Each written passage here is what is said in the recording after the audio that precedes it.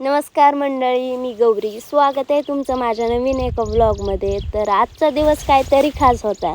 शेतीच्या कामांमध्ये दररोज काहीतरी नवीन शिकायला मिळतं आणि आज आम्हाला टाकायचं होतं कांद्याचं रोप.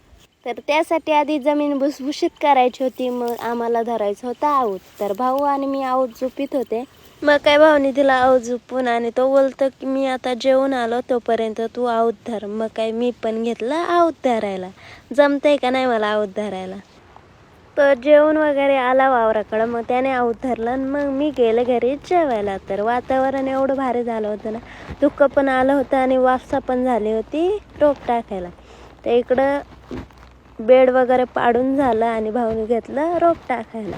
शेती म्हणजे केवळ व्यवसाय नाही, तर ती एक जीवनशैली आहे. प्रत्येक नवीन दिवस हा शेतकऱ्यासाठी नवीन आशा, नवीन प्रयत्न आणि नवीन शिकवण घेऊन येतो. तुमचं पण कांद्याचं रोप टाकून झालंय का? कमेंटमध्ये नक्की सांगा.